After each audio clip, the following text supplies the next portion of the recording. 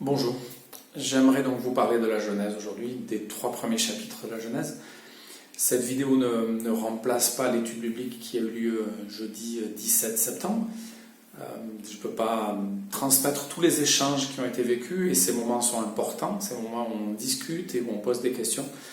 Mais j'essaie de vous faire une synthèse pour ceux qui n'ont pas pu venir, qui n'ont pas pu assister à cette étude sur Zoom et donc résumer ce sujet. Dans les 3 premiers chapitres de la Genèse, il y a des choses qui peuvent sembler invraisemblables et incroyables. Ce qui fait qu'en fait, ces 3 chapitres qui racontent la création du monde, la création des êtres humains et la désobéissance des êtres humains, ce que les chrétiens appellent la chute ou le péché, eh bien, ils sont souvent considérés, ces trois chapitres, comme des mythes, des légendes.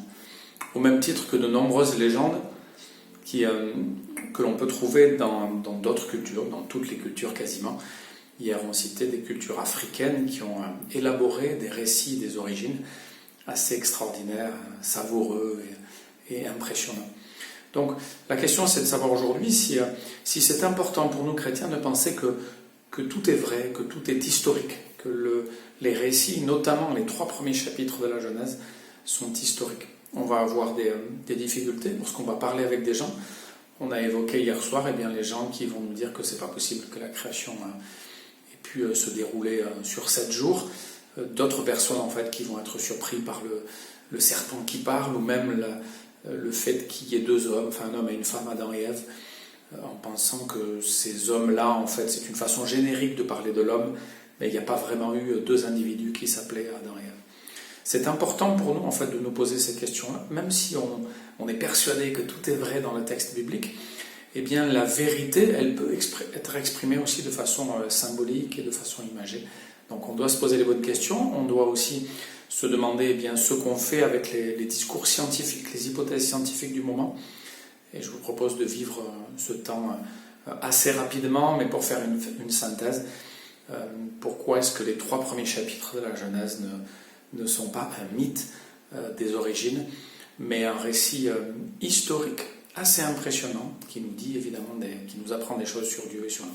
Alors, un mythe, on a essayé de faire la définition hier soir, c'est un récit fabuleux qui met en scène des êtres surhumains, souvent surnaturels, et des actions remarquables.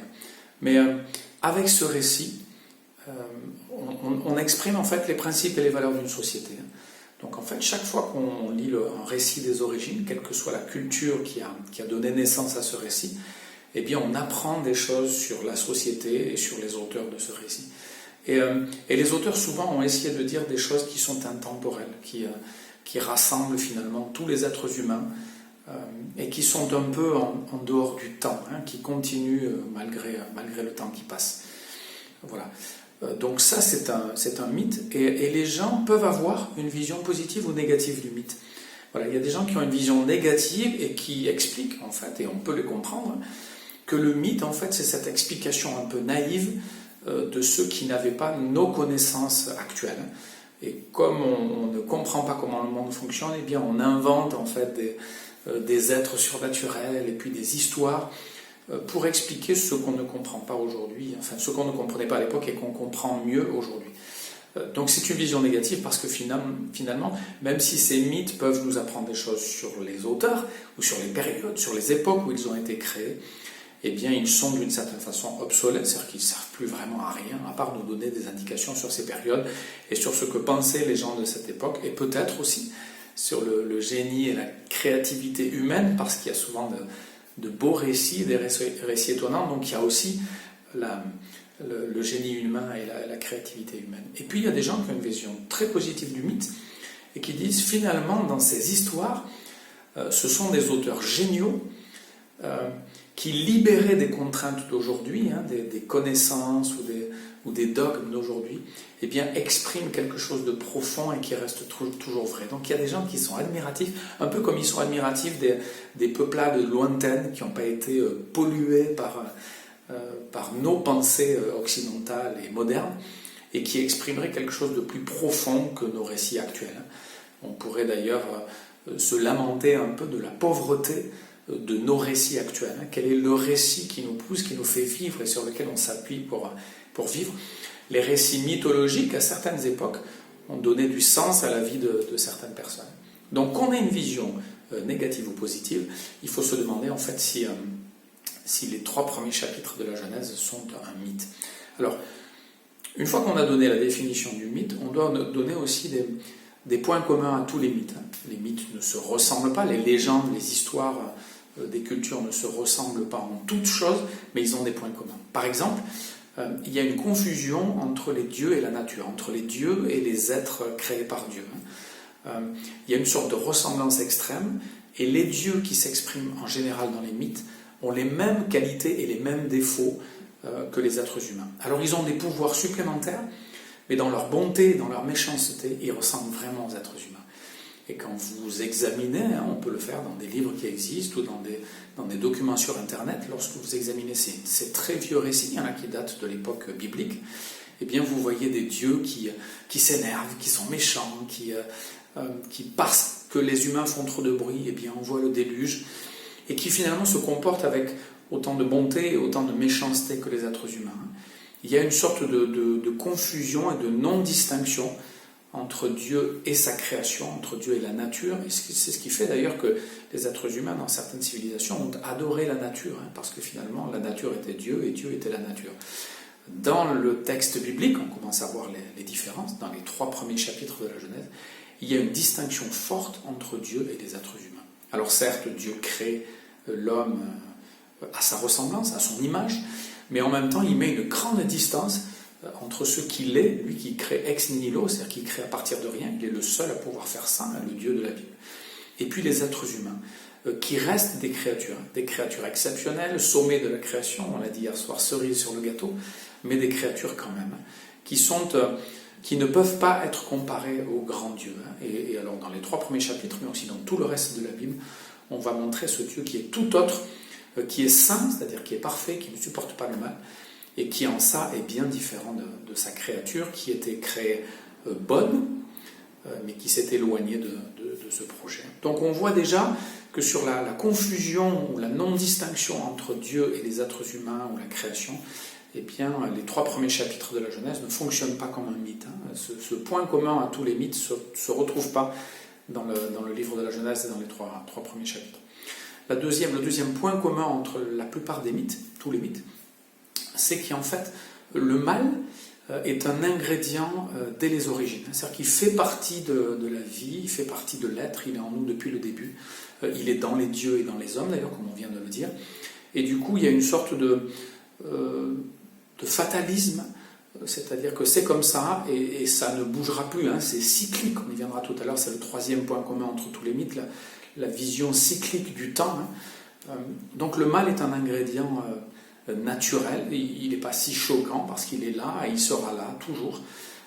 Et on va voir que dans les 3 premiers chapitres de la Genèse, eh bien c'est pas cette réalité qui est présentée. Cette réalité présente dans tous les mythes, elle est différente dans le livre de la Genèse où en fait le mal fait irruption et on n'a jamais d'explication à sa venue. Donc le mal est inexplicable, injustifiable. On ne dit jamais oui mais il est là parce que sinon ce serait pas bien ou ce serait moins bien.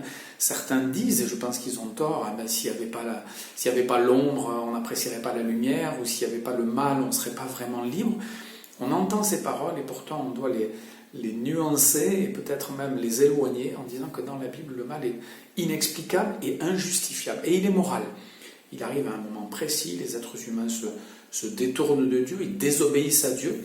Le péché de l'homme, dans les 3 premiers chapitres de la Genèse, c'est de manger de l'arbre de la connaissance du bien et du mal. Ça ressemble à un mythe et à une légende. Mais pourtant, si on y réfléchit bien, ça veut dire que les hommes étaient en train de dire à Dieu nous voulons décider nous-mêmes ce qui est bien ou mal. Nous sommes Dieu. Nous voulons être à ta place. Le serpent dira d'ailleurs vous serez comme des dieux. Vous ne mourrez pas, vous serez comme des dieux. Donc la volonté des hommes d'être comme des dieux, c'est ça le péché. Et d'être autonome. Autonome, c'est être sa propre loi. Nous, on veut que nos enfants soient autonomes, mais Dieu ne voulait pas que nous soyons autonomes vis-à-vis de lui, indépendants vis-à-vis de lui. Dieu à la place de Dieu. C'est comme si on était en train de le mettre dehors. Donc il il n'y a pas cet ingrédient du mal qui est tout le temps là, et puis du coup quelque chose de cyclique. Il y a une éruption historique, il y a un moment donné où les hommes se détournent de Dieu, et comme Adam était le représentant de l'humanité, eh bien il entraîne toute l'humanité dans cette rupture. Et c'est très présent dans le texte biblique, dans les 3 premiers chapitres de la Genèse, le chapitre 3 en particulier, mais aussi dans le reste des Écritures, on va montrer qu'il y a vraiment un avant et un après.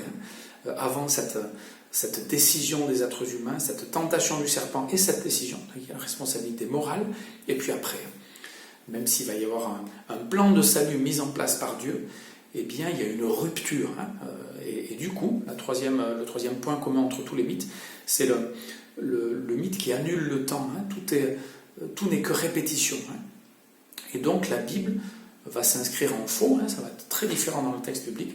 Il y a une sorte de projet, il y a des éruptions, il y a une création, et puis petit à petit il y a une désobéissance, il y a un plan de salut qui est mis en marche, et puis il y a une fin des temps qui s'approche, avec la venue de Christ qui est fondatrice aussi, qui est historique, qui change quelque chose, et puis le jour du jugement qui arrive, et la vie éternelle. Mais vraiment, il y a un temps linéaire, et il n'y a pas cette idée de cycle, de répétition, où tout sera comme avant, et rien ne changera. Avec cette idée aussi fataliste du mal qui ne disparaîtra jamais vraiment, ce qu'on peut comprendre si le mal est dans l'être.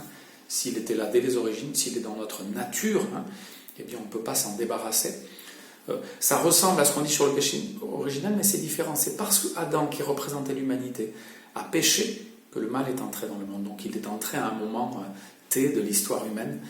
Et maintenant, il est en nous, mais comme il est entré à un moment précis, il peut en sortir. Et comme il est moral, c'est une décision d'Adam et Ève, eh bien on peut être libéré de cet esclavage. On a une culpabilité, on est responsable de ce qu'on fait, et on peut être libéré de l'esclavage du péché.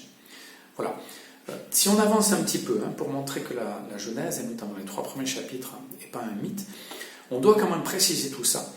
Parce qu'en fait, si la Genèse n'est pas un mythe, si c'est un récit historique, il faut quand même comprendre que les récits historiques peuvent comporter des éléments symboliques, et même des images. On a ces exemples dans la Bible. Par exemple, dans le livre de l'Exode, au chapitre 13 et au chapitre 15, on parle du même événement, mais de 2 façons différentes. Donc c'est une histoire qui concerne Moïse, et ce qui s'est passé avec le peuple d'Israël est raconté de façon narrative dans le chapitre 13 du livre de l'Exode, et ensuite il est raconté dans un chant au chapitre 15. Donc quand un chant raconte une histoire, il la raconte différemment, mais il peut parler vraiment d'une histoire vraie. Un chant, c'est un mode de communication différent, mais il peut parler d'un événement historique. Il y a la même chose avec le prophète Nathan qui vient voir le roi David. Le roi David a commis un adultère et un meurtre. Et Nathan, au lieu de lui raconter l'histoire de façon narrative, on a l'impression que quand il y a quelque chose de vrai, il faut que ça soit raconté de façon historique. Nathan va inventer une histoire. On sait très bien que quand le prophète Nathan raconte l'histoire de quelqu'un qui a beaucoup de troupeaux et qui voit un voisin qui a un seul mouton et qui prend le mouton de son voisin pour le sacrifier, pour faire un repas, cette histoire n'est pas vraie. C'est une histoire inventée, mais pour nous raconter quelque chose qui est vrai et qui ressemble. Il y a un parallèle, et Nathan fait ça pour que David condamne cet homme, et qu'en le condamnant, il se condamne lui-même. Mais la parabole inventée par Nathan, l'histoire n'est pas vraie, mais elle parle d'un récit historique, d'un événement historique. Donc ça, c'est intéressant pour nous de nous dire que dans le récit de la Genèse, dans les 3 premiers chapitres, il peut y avoir des éléments symboliques. Certains pensent que les 2 arbres, l'arbre de la connaissance du bien et du mal, l'arbre de la vie éternelle, et puis le serpent qui parle, ce sont des images, des symboles. Mais même si ce sont des symboles, ils nous disent des choses vraies. Il s'est vraiment passé quelque chose. Les êtres humains se sont vraiment détournés de Dieu. Ils ont vraiment été séduits. Et ça a vraiment eu des conséquences désastreuses et qui perdurent encore aujourd'hui. Donc, je sais que des fois, on est tellement attaché à une lecture littérale, c'est-à-dire c'est vraiment 7 jours de 24 heures, c'est vraiment un serpent qui s'est mis à parler, c'est vraiment un arbre qui était devant l'homme et la femme, qu'on a du mal à s'en détacher. Mais il faut imaginer que c'est possible et que ça ne changerait pas l'aspect historique du récit. Il s'est vraiment passé quelque chose. Maintenant, attention, je ne suis pas en train de dire qu'il n'y a pas eu 7 jours de 24 heures, qu'il n'y a pas eu de serpent, qu'il n'y a pas eu les 2 arbres. Tout est possible à Dieu. Donc si Dieu veut vraiment créer la terre en 7 jours de 24 heures, en 6 jours de 24 heures, puisque tout s'est créé en 6 jours, il peut le faire. Si Dieu veut faire parler un serpent, en tout cas, il est possible d'imaginer qu'un serpent parle, puisqu'une ânesse a parlé aussi dans le livre des Juges, je crois, avec Balaam. il peut le faire, mais c'est pas sûr en fait que dans ce récit, ça se soit passé vraiment comme ça. Historiquement, ces événements se sont passés. En tout cas, le plus important, c'est qu'on sache que Dieu nous a créés, que nous nous sommes détournés des plans de Dieu en voulant devenir autonomes, et que ça a eu des conséquences parce qu'Adam, le premier homme, représentait toute l'humanité, qu'il y a eu vraiment une séduction. Mais après, dans les détails et dans les éléments symboliques, eh bien, on peut constater, même en tant que chrétien, on peut dire, voilà, il y a eu des éléments symboliques, mais ce qui est raconté est vrai. C'est la même chose en fait pour Adam. Adam, ça veut dire homme en hébreu, hein, donc il y a des gens qui disent, bah voilà, ça c'est un mythe, hein, parce qu'en fait, on nous parle de l'homme en général, on ne parle pas de quelqu'un qui porterait comme nom propre Adam, hein, un prénom. On sait d'ailleurs qu'il y a des gens qui portent ce prénom, hein, des juifs, des musulmans, des chrétiens, puis des fois des gens qui aiment beaucoup ce prénom, mais ça veut dire l'homme. Chouraki, qui fait une traduction littérale, qui est un monsieur d'origine juive, hein, il écrit le glébeux, celui qui tirait de la terre, hein, de la glaise. Maintenant, on est quasiment persuadé que lorsque le livre de la Genèse, les 3 premiers chapitres, parlent d'Adam, il parle vraiment d'une personnalité, d'une personne qui a existé. On en est quasiment persuadé, en fait, parce que dans d'autres livres de l'Ancien Testament et dans le Nouveau Testament, on parle vraiment d'Adam comme d'un personnage. Quelqu'un qui a commis une faute par un seul, hein, le péché est entré dans le monde, et par un seul, le monde va être sauvé. Donc ça, c'est dans l'Épître aux Romains au chapitre 5. Et puis il y a d'autres moments dans le livre de Paul à Timothée, dans la lettre de Paul à Timothée. Hein, Timothée va expliquer que c'est Ève qui a péché en premier et qu'Adam ensuite l'a suivi. Donc on a vraiment l'impression qu'il parle de personnes précises. Dans le livre d'Osée, dans un psaume, eh bien, on nous parle aussi de cette faute d'Adam. Et on semble comprendre qu'il s'agit vraiment d'un individu et pas de l'homme en général, et qu'on nous parle d'un événement qui a changé la vie de l'humanité. Je dois préciser aussi que les gens qui se sont intéressés aux mythes et aux textes bibliques, des gens qui n'étaient pas forcément chrétiens, ont été frappés par la particularité des 3 premiers chapitres de la Genèse. Et notamment, en fait, par la sobriété, presque la froideur, hein, et la réserve de l'histoire biblique. Les mythes, souvent, c'est faramineux, c'est abracadabrant, c'est coloré, hein. C'est beau, c'est intéressant. Mais le texte biblique est beaucoup plus sobre, hein, et presque froid. Il raconte des choses extraordinaires, mais il les raconte de façon très sobre et très réservée. Et ça, pour beaucoup de spécialistes, eh bien, c'est étonnant, hein, ce qui fait qu'ils ont du mal à classer le récit des origines de la Genèse, en se disant, ça ne correspond pas vraiment au canon et à tous les mythes qu'on a trouvés dans d'autres cultures. C'est un mythe historique, c'est un mélange, hein, pour eux, de légendes, parce qu'il y a des choses qui ne collent pas vraiment avec la science, et on va y venir, mais aussi quand même une ambition historique, avec beaucoup de réserve, et ça ressemble au témoignage quand même de quelqu'un, hein, qui raconte quelque chose qui se veut historique. Alors évidemment, avec ce qu'on pensait de l'histoire à cette époque-là, on avait plus de liberté, peut-être moins de rigueur, et puis pas la même vision de l'histoire, hein, raconter une histoire, mais quand même une ambition historique. On est obligé de parler maintenant des conflits avec la science, hein, parce que si certains pensent que la Genèse est un mythe, les 3 premiers chapitres en particulier, c'est parce qu'ils constatent que ces récits-là ne correspondent pas ou ne collent pas avec les hypothèses scientifiques du moment. Et vous comprenez que ça trouble beaucoup de gens, des chrétiens y compris, parce qu'ils se disent, mais en fait, la science nous dit quelque chose, et la science a sûrement raison, et comme le texte biblique dit autre chose, eh bien c'est une légende, hein, c'est une façon de parler, ou alors c'est même des erreurs, hein, le texte biblique pourrait pour certains avoir des erreurs. Nous croyons que le texte biblique n'a pas d'erreur, mais nous croyons que quelque chose de vrai peut être raconté d'une façon un peu étonnante. Alors, ce qu'on doit d'abord dire, c'est refaire le point sur la science, sur ce qu'est la science, hein, et puis sur les difficultés que peuvent avoir les scientifiques. Dieu s'est révélé de 2 façons. Il s'est révélé dans la création, c'est ce qu'on appelle la révélation générale, et il s'est révélé dans la Bible, c'est ce qu'on appelle la révélation spéciale. Il a inspiré des personnes pour écrire des textes qui parlaient de lui et qui le révélaient. Il y a un texte biblique qui dit qu'en fait, ils sont inexcusables, les êtres humains, parce qu'ils pourraient croire en Dieu simplement en voyant la création. Mais malheureusement, ils n'y croient pas. Ce serait une compréhension naturelle de Dieu. Hein, on pourrait trouver Dieu naturellement. Mais le problème, c'est le péché. À cause du péché, malgré la création, on n'arrive pas à croire vraiment à Dieu et à comprendre qui est Dieu et qui nous sommes.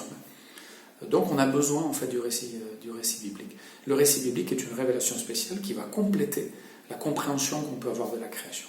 Donc normalement, un bon scientifique, il doit se dire, mais c'est extraordinaire, j'ai la création, c'est le premier livre que Dieu m'a donné, je vais essayer de comprendre qui est Dieu, comprendre comment elle fonctionne, et en complément, pour m'aider à bien comprendre la création, j'ai le texte biblique.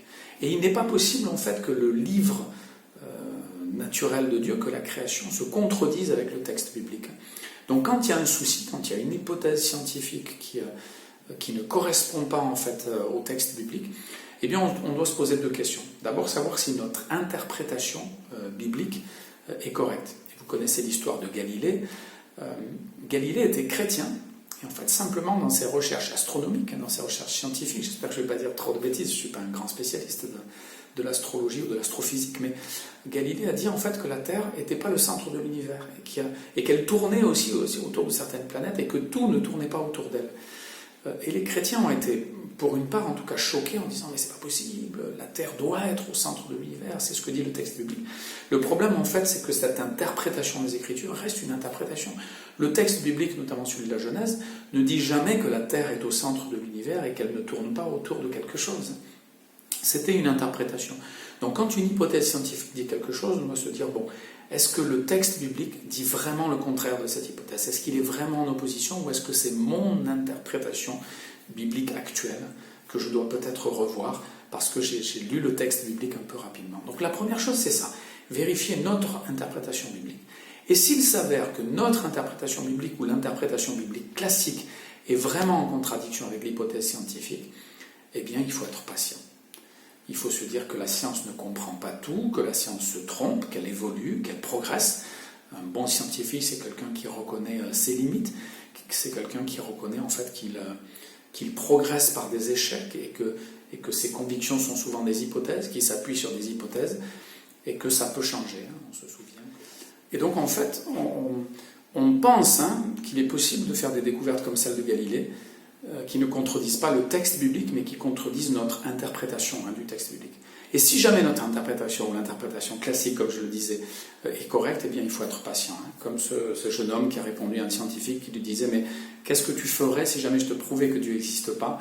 Ce jeune homme a répondu « J'attendrai patiemment que tu trouves ton erreur de calcul. » Donc il faut être patient, il faut être tranquille. En fait, il n'y a pas de science au-dessus du texte biblique.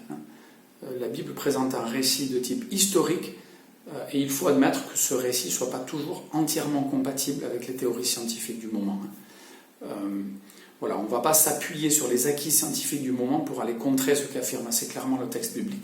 On va être plutôt patient, la science est belle mais elle est fragile, surtout lorsqu'elle essaie de recomposer en fait, le passé très lointain, lorsqu'elle essaie de parler en fait, de l'origine des temps et de l'origine de l'homme. Je voudrais terminer pour montrer avec un petit exemple, un petit détail, avec une conclusion, que le texte biblique a une ambition historique. C'est un petit mot qu'on trouve en Genèse 2, Genèse chapitre 2, verset 4. Voici l'histoire de la création, voici l'histoire des cieux et de la terre. C'est une petite phrase, Ele Toledot, qu'on va retrouver plusieurs fois, plein de fois dans le livre de la Genèse. Et elle semble vouloir dire voici l'histoire des générations, voici l'histoire de la création, voici l'histoire d'Abraham, de Moïse, de Noé. Et on comprend du coup qu'on est vraiment en train d'assister à un récit historique et que même les 3 premiers chapitres et les 2 premiers chapitres, les 2 récits de la création sont considérés comme une histoire. Et voilà, on est en train de vous raconter l'histoire des cieux et de la terre, comme on va vous raconter plus tard l'histoire d'Abraham, de Moïse, et de tous ces patriarches qui ont réellement existé. Et ce qu'ils ont vécu nous apprend des choses sur nous, mais il s'est vraiment passé quelque chose. Ce n'est pas juste un mythe où on a inventé des gens et on apprend plein de choses sur l'être humain, mais il y a vraiment une histoire réelle qui nous apprend beaucoup de choses. Et comme je l'ai dit tout à l'heure, dans toute la Bible, c'est très présent, avec cette rupture, ce contraste entre avant et après. Avant la désobéissance et après la désobéissance, avant le mal, après le mal. Pardon. Et évidemment, avec le premier Adam, et puis Jésus, qui est présenté comme le nouvel Adam, qui est présenté comme la solution au mal, donc ce mal historique et moral, eh bien, va trouver sa solution. Il n'y a pas d'explication, mais il y a une solution en Jésus-Christ qui vient mourir à notre place, parce que nous méritions la mort pour ce mal moral, et qui apporte la solution. Nous pouvons être libérés de l'esclavage du péché, nous pouvons entrer dans une nouvelle vie, et cette bonne nouvelle ne se comprend que si nous comprenons bien la création. C'est là que c'est important de lire l'Ancien Testament, c'est là que c'est important de comprendre ce qui s'est passé au moment de la création, que Dieu est différent de l'homme, que le mal n'est pas dans l'être, mais qui va faire irruption dans ce monde, même si on n'explique pas pourquoi Dieu l'a permis et comment ça s'est passé, et qu'il n'y a pas une notion de cycle infernal, où on ne sera jamais libéré du mal et où le mal sera toujours opposé au bien, mais où il y a vraiment une issue, une délivrance, une vie éternelle offerte à ceux qui croient et qui se repentent. Voilà, c'est une bonne nouvelle, et je vous invite du coup à entrer dans cette lecture de l'Ancien Testament, qui n'est pas toujours facile, à comprendre que ces textes sont historiques, même s'il y aura régulièrement des difficultés à l'intérieur de ces textes, et de comprendre que Dieu a voulu se révéler dans l'histoire, que Dieu a voulu nous faire un cadeau. Il se révèle dans une culture précise, à un moment précis, donc c'est marqué évidemment, c'est typé, mais c'est une histoire qui se veut avec des ambitions historiques, qui est vraie, et qui nous dit aussi des choses vraies, que Dieu nous guide dans cette étude du livre de la Genèse, et qui nous rassure si nous avons des discussions avec des amis non-croyants. Les scientifiques sont souvent eux aussi, notamment les non-croyants, marqués par le péché, et ils ont du mal à comprendre leur orgueil et leur aveuglement. Et du coup, même des gens très intelligents peuvent ne pas comprendre des choses simples qui sont marquées dans le texte biblique et que les scientifiques comprendront peut-être beaucoup plus tard. Ils sont appelés à beaucoup d'humilité, ils en manquent parfois. Et nous aussi, dans notre lecture, dans notre compréhension de la parole et de la Bible, nous sommes appelés à beaucoup d'humilité parce que parfois nous faisons des erreurs d'interprétation, comme les scientifiques peuvent faire des erreurs d'interprétation lorsqu'ils regardent le monde et la création. Que Dieu nous vienne en aide, soyez encouragés dans votre lecture et n'hésitez pas à envoyer par mail des questions ou des remarques sur cette étude biblique. Les 3 premiers chapitres de la Genèse ne sont pas un mythe. Et puis sur la Genèse, sur ce récit de la création, on y reviendra dimanche dans la prédication, mais n'hésitez pas en tout cas à transmettre des questions, et quand vous lirez aussi petit à petit l'Ancien Testament, cette année j'espère, eh bien notez vos questions pour qu'on puisse essayer d'y répondre dans les études bibliques ou dans les prédications. À bientôt.